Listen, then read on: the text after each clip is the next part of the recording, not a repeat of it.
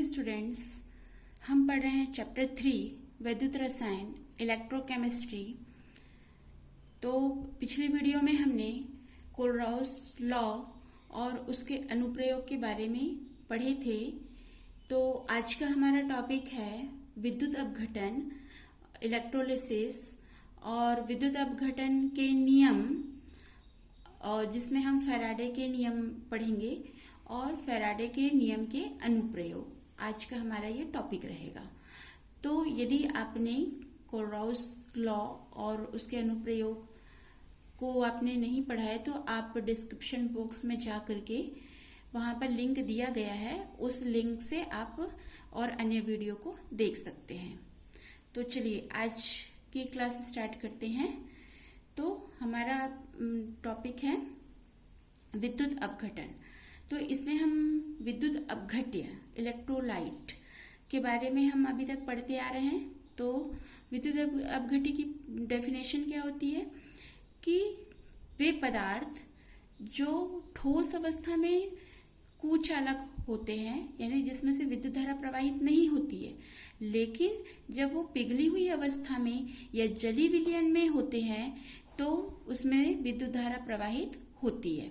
तो ऐसे पदार्थ विद्युत अपघट्य पदार्थ कहलाते हैं, जैसे सोडियम क्लोराइड, कॉपर सल्फेट और भी ऐसे बहुत से उदाहरण हैं। देन विद्युत अपघटन इलेक्ट्रोलिसिस, ये विद्युत अपघटन क्या होता है?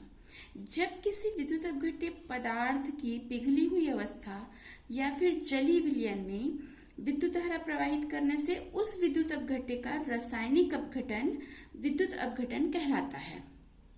मतलब कि आपका जो आपने विद्युत अपघट्य पदार्थ लिया है, अब आप उसका जली विलयन बनाएंगे। अब उस जली विलयन में जब विद्युत धारा प्रवाहित करेंगे तो उस विद्युत अपघट्य का वियोजन होगा, यानी कि रासायनिक अपघटन होगा, तब वह कहलाएगा विद्युत अपघटन। या हम साधारण शब्दों में कहें कि किसी यौगिक का विद्युत धारा द्वारा रासायनिक अपघटन विद्युत अपघटन कहलाता है। विद्युत अपघटनी सेल इलेक्ट्रोलिटिक सेल, ये विद्युत अपघटनी सेल या इलेक्ट्रोलिटिक सेल क्या होता है?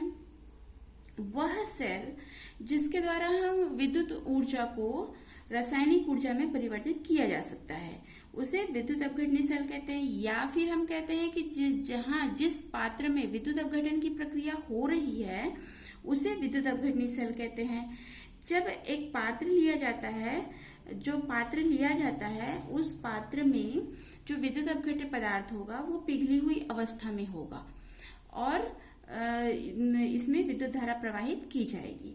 तो जो यहाँ पर हम चित्र में देख रहे हैं कि जो विद्युत अपघट्य पदार्थ है उसको जली विलयन के रूप में लिया गया है। इसमें 2 इलेक्ट्रोड लगाया गया है। ये 2 इलेक्ट्रोड जो है धातु की बनी होती है। ये धातु की छड़ के रूप में हो सकती है जो इलेक्ट्रोड लगाए हैं वो, या तो फिर धातु की प्लेट के रूप में होगी। और इस जो 2 इलेक्ट्रोड है, इन दोनों इलेक्ट्रोड को बैटरी से जोड़ दिया जाता है। बैटरी के धन सिरे से जुड़ा हुआ इलेक्ट्रोड एनोड कहलाता है और बैटरी के ऋण सिरे से जुड़ा हुआ इलेक्ट्रोड कैथोड कहलाता है। तो ये इस प्रकार से एक सरल विद्युत अपघटनी सेल बन जाता है। तो हम इसको कॉपर सल्फेट के विद्युत अपघटन के उदाहरण से समझते हैं कि ये कार्य कैसे करता है। तो जैसे हमने यहाँ पर कॉपर सल्फेट का विलयन लिए हैं, जली विलयन, और इसमें कॉपर सल्फेट के विलयन में 2 इलेक्ट्रोड डूबा हुआ है। ये दोनों इलेक्ट्रोड कॉपर के ही इलेक्ट्रोड हैं और इसको बैटरी से जोड़ दिया गया है। जो बैटरी का धन सिरा से जुड़ा तो एनोड, जैसे यहाँ पर आपको चित्र में बताया गया कि बैटरी का धन सिरों से जो इलेक्ट्रोड जुड़ा रहेगा वो एनोड, और जो बैटरी के ऋण सिरे से जुड़ा रहेगा वो कैथोड कहलाएगा। तो यहाँ पर जो अभिक्रिया, रासायनिक अभिक्रिया होगी, उस रासायनिक अभिक्रिया में क्या होगा कि जो कॉपर है, यहाँ पर जब ये इसको जली विलयन बना है, मतलब यहाँ पर ये आयनित होगा, वियोजित हो जाएगा कॉपर 2+ और SO4 2- में। तो जो आपका कॉपर 2+ है, ये 2 इलेक्ट्रॉन ग्रहण करके, मतलब यहाँ पर अपचयन होगा, क्योंकि अपचयन में हमने फर्स्ट वीडियो में ही हमने देखा था कि जो अपचयन की प्रक्रिया में इलेक्ट्रॉन ग्रहण किया जाता है। तो ये इलेक्ट्रॉन ग्रहण करके ये सॉलिड फॉर्म में आ जाएगा। तो ये प्रोसेस कहाँ होती है? कैथोड पर होती है। और जो कॉपर सॉलिड है ये जो दो इलेक्ट्रॉन को त्यागेगा, तो जब दो इलेक्ट्रॉन को त्यागेगा मतलब यहाँ पर ऑक्सीकरण की प्रोसेस हो रही है, यह ऑक्सीकरण की प्रोसेस एनोड पर होगी। तो यहाँ पर जो एनोड पर क्या हो रहा है, कॉपर जो सॉलिड फॉर्म में है ये दो इलेक्ट्रॉन को त्याग रहा है और यहाँ पर कैथोड पर इलेक्ट्रॉन को ग्रहण किया जा रहा है और सॉलिड फॉर्म में वो फिर से आ जा रहा है। तो यहाँ पर ऑक्सीकरण और अपचयन की प्रोसेस हो रही है। तो यहाँ जो यहाँ पर हम ये क्या कहेंगे कि जो एनोड है, एनोड पर कॉपर घुलती है मतलब ऑक्सीकृत होती है और कैथोड पर कॉपर जमा होती है मतलब अपचयित होती है। तो इस प्रकार से जो उद्योग होते हैं उन उद्योगों में जो अशुद्ध कॉपर है, अशुद्ध कॉपर से शुद्ध कॉपर को प्राप्त किया जाता है। अशुद्ध कॉपर का एनोड बनाया जाता है और इसमें विद्युत धारा प्रवाहित करके शुद्ध कॉपर जो है कैथोड पर जमा होती जाती है। इस प्रकार से हम शुद्ध कैथोड का प्रयोग, शुद्ध कैथोड को प्राप्त कर पाते हैं। इसी प्रकार से सोडियम और मैग्नीशियम धातु का निष्कर्षण किया जाता है। तो उसमें जो उसके पिघली हुई क्लोराइड होते हैं उसको पिघली हुई अवस्था में उसमें विद्युत धारा प्रवाहित करके विद्युत अपघटन करके सोडियम और मैग्नीशियम धातुओं का निष्कर्षण किया जाता है। और एल्युमिनियम का निष्कर्षण भी जो एल्युमिनियम ऑक्साइड और जो क्रायोलाइट का मिश्रण है उसको पिघली हुई अवस्था में उसमें विद्युत अपघटन करा करके एल्युमिनियम का निष्कर्षण किया जाता है। तो इस प्रकार से हमने देखा सरल विद्युत अपघटन सेल। देन नेक्स्ट हमारा टॉपिक है विद्युत अपघटन के उत्पाद, प्रोडक्ट्स ऑफ इलेक्ट्रोलाइसिस।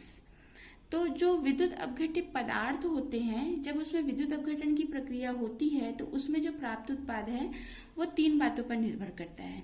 फर्स्ट, पदार्थ की अवस्था। सेकंड, प्रयुक्त इलेक्ट्रोडों की प्रकृति। जो इलेक्ट्रोड है वो सक्रिय धातु से बना है कि अक्रिय धातुओं से।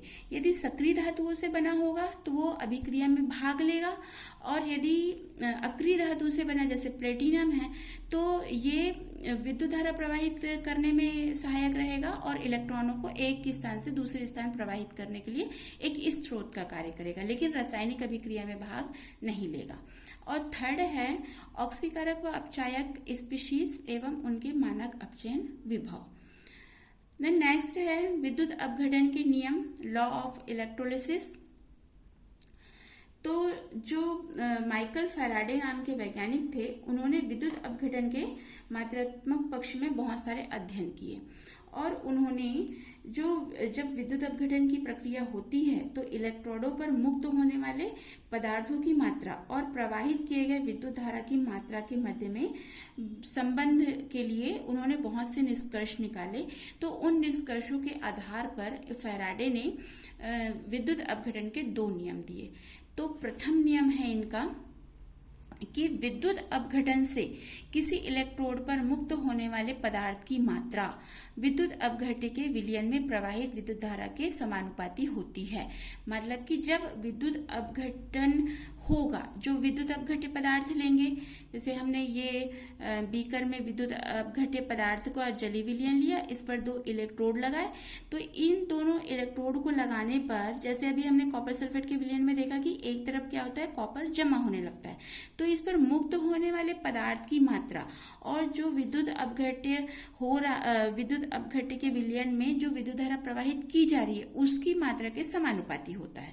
तो यहाँ पर जो W है ये मुक्त हुए पदार्थ की मात्रा है और जो Q है ये विद्युत धारा की मात्रा है। तो ये दोनों समान, जो मुक्त हुए पदार्थ की मात्रा है ये विद्युत की मात्रा के समानुपाती होता है। तो यहाँ पर हम समानुपाती का साइन हटाने के लिए हम Z का प्रयोग करते हैं, तो W इक्वल टू ZQ ऐसा लिखते हैं। इसको समीकरण 1 देते हैं क्योंकि हम जानते हैं Q इक्वल टू IT, तो इसलिए इस समीकरण 1 में Q की वैल्यू रख देने से W इक्वल टू ZIT होगा। तो यहाँ पर W क्या है, मुक्त हुए पदार्थ की मात्रा जिसको ग्राम में लेते हैं। जो Z है ये मुक्त पदार्थ का विद्युत रासायनिक तुल्यांक है और I विद्युत धारा की मात्रा है या विद्युत धारा की सामर्थ्य है जिसको एम्पियर में लेते हैं, और टी समय है जिसको सेकंड में लेते हैं।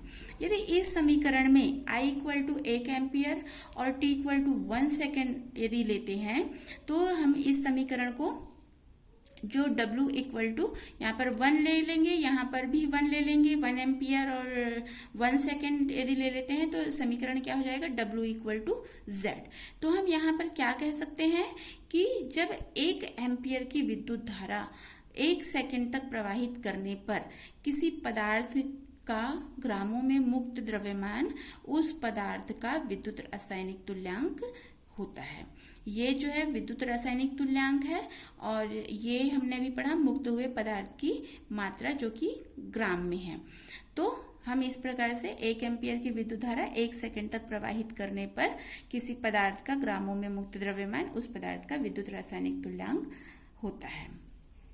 तो ये आपका फैराडे का फर्स्ट नियम था। इसमें जो आवेश की इकाई होती है उसको फैराडे कहते हैं। क्यों कहते हैं? क्योंकि फैराडे का मान 1 मोल इलेक्ट्रॉन पर उपस्थित आवेश के बराबर होता है। मतलब यहाँ पर F equal to Na into E।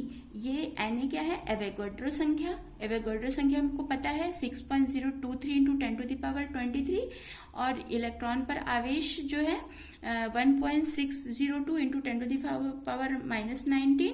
जब हम इसको इंटू करेंगे तो हमको प्राप्त होता है 96,500 कूलाम मोल इनवर्स। ये फैराडे की वैल्यू है। 1 फैराडे की वैल्यू के लिए हम इसको लेते हैं। यदि इसी प्रकार यदि n मोल इलेक्ट्रॉन के लिए लिया जाए तो Q इक्वल टू NF। अब यदि हम इसको समझें, उदाहरण से समझते हैं कि जैसे हमको मान लीजिए कि जो एल्युमिनियम 3+ है, 1 मोल एल्युमिनियम 3+ से हमको 1 मोल एल्युमिनियम शुद्ध रूप में प्राप्त करना है। तो हम इसके लिए हमको क्या चाहिए रहेगा? 3 मोल इलेक्ट्रॉन की आवश्यकता पड़ेगी। मतलब ये जो एल्युमिनियम 3+ है, इससे हमको 1 मोल एल्युमिनियम को प्राप्त करना है। क्योंकि यहाँ पर 1 मोल एल्युमिनियम 3+ लिया, यदि 2 मोल एल्युमिनियम 3+ लेते तो हमको 2 मोल एल्युमिनियम प्राप्त होता। तो यहाँ पर जो है ये 3+ है तो हमको 3 मोल इलेक्ट्रॉन की आवश्यकता पड़ेगी। इसलिए यहाँ पर हम लिखेंगे 3F आवेश, और जो है यहाँ पर ये जो 3F है तो F की वैल्यू हमने निकाला 96,500। तो इससे हम इसको इंटू कर देंगे तो हमको इसकी वैल्यू पता चल जाएगी, Q की वैल्यू। मतलब Q इक्वल टू, और हम जानते हैं IT, यहाँ पर Q क्या है? 1 कूलाम, और I हमने अभी पढ़ा 1 एम्पियर इंटू T जो है 1 सेकेंड लेते हैं। देन नेक्स्ट है फैराडे का दूसरा नियम। श्रेणी क्रम में जुड़े हुए कई विद्युत अपघट्यों के विलयन में यदि विद्युत की समान मात्रा प्रवाहित की जाए तो विभिन्न इलेक्ट्रोडों पर मुक्त होने वाले पदार्थों के द्रव्यमान उन पदार्थों के तुल्यांकी द्रव्यमान के समानुपाती होते हैं। यानी कि ये जो नियम है वो क्या कह रहा है कि जो विद्युत अपघट्य के विलयन है हम उनको श्रेणी क्रम में लगा देते हैं। श्रेणी क्रम में इलेक्ट्रोडों के माध्यम से उसको जोड़ देते हैं, और जो इनको जो है समान मात्रा में विद्युत धारा प्रवाहित किया जाता है। और जो जब अभिक्रिया होगी तो अलग अलग इलेक्ट्रोड होंगे, तो इन इलेक्ट्रोडों पर मुक्त होने वाले पदार्थों का द्रव्यमान, मतलब अलग अलग इलेक्ट्रोड है तो अलग अलग विद्युत धारा हम समान ही प्रवाहित कर रहे हैं, लेकिन उस पर जो मुक्त होने वाले पदार्थ का द्रव्यमान है उस पदार्थ के तुल्यांकी द्रव्यमान के समानुपाती होता है। तो इसको हम W समानुपाती E। W क्या है? इलेक्ट्रोड पर मुक्त पदार्थ का द्रव्यमान, और E क्या है? मुक्त पदार्थ का तुल्यांकी द्रव्यमान। तो इस समानुपाती के साइन को हटाने के लिए हम एक स्थिरांक लेंगे, तो इसको हम कैसे लिख सकते हैं? W समानुपाती E। तो यहाँ पर इसको समानुपाती का साइन को हटाने के लिए ये जो स्थिरांक लेंगे तो ये हो जाएगा W/E इक्वल टू स्थिरांक। अब चूंकि इसमें पदार्थों को क्या है, जो विद्युत अपघट्य पदार्थ का जो जलीय विलयन है इसको श्रेणी क्रम में जोड़ा गया है, तो यहाँ पर 2 अलग अलग आपके विद्युत अपघट्य हैं, तो इसलिए इसको W1/E1 इक्वल टू W2/E2 लिखा गया है। अब यदि हम इसको उदाहरण से समझें तो यदि श्रेणी क्रम में मान लीजिए दो विद्युत अपघट्य हैं, कॉपर सल्फेट सिल्वर नाइट्रेट के विलयन, और इसमें विद्युत धारा समान मात्रा में प्रवाहित की जा रही है, तो कैथोड पर जो एकत्र होगा कॉपर और सिल्वर की मात्रा उसके तुल्यांकी भारों के अनुपात में होगी। मतलब हम इसको कैसे लिख सकते हैं, कॉपर की एकत्रित मात्रा बटे सिल्वर की एकत्रित मात्रा बराबर कॉपर का तुल्यांकी भार बटे सिल्वर का तुल्यांकी भार।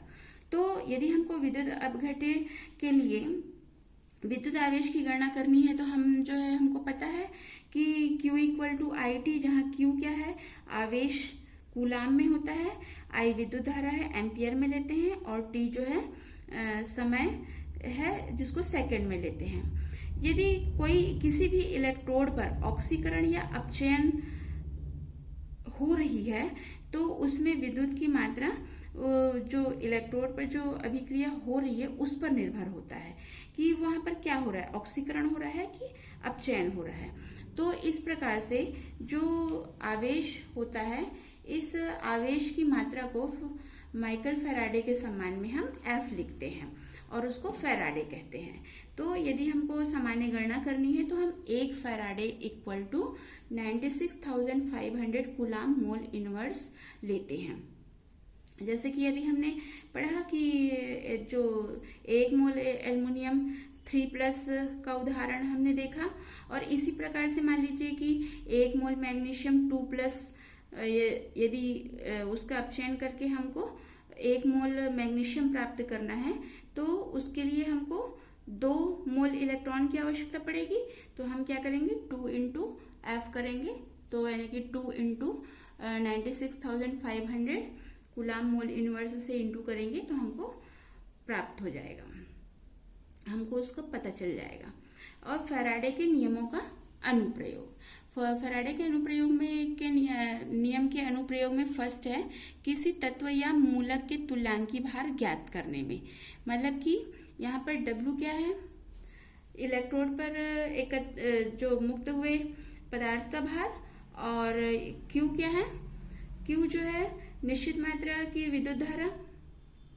तो इन दोनों का यदि मात्रा हमको ज्ञात हो तो हम किसी भी तत्व के तुल्यांकी भार की गणना कर सकते हैं, क्योंकि तुल्यांकी भार equal to W/Q into 96,500।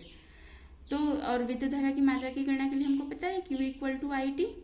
Second है विद्युत अपघटन के दौरान किसी इलेक्ट्रोड पर मुक्त होने वाले पदार्थ की मात्रा ज्ञात करने में। मतलब जब विद्युत अपघट्य पदार्थ का विद्युत अपघटन होगा तो उस इलेक्ट्रोड पर कितना मुक्त पदार्थ हो रहा है, उस पदार्थ की मात्रा क्या है, इसको हम फैराडे के नियम से ज्ञात कर सकते हैं। किसी पदार्थ के विद्युत रासायनिक तुल्यांक को ज्ञात करने में ये क्यों बोल रहा है, क्योंकि 1 फैराडे यानी 96,500 कूलाम विद्युत धारा से पदार्थ का 1 ग्राम तुल्यांक मुक्त होता है। तो इस प्रकार हम तुल्यांक भार से विद्युत रासायनिक तुल्यांक की गणना कर सकते हैं। क्यों, क्योंकि यहाँ पर Z इक्वल टू पदार्थ का तुल्यांक भार बटे 96,500, इसको इसकी सहायता से हम अब किसी भी पदार्थ के विद्युत रासायनिक तुल्यांक की गणना कर सकते हैं।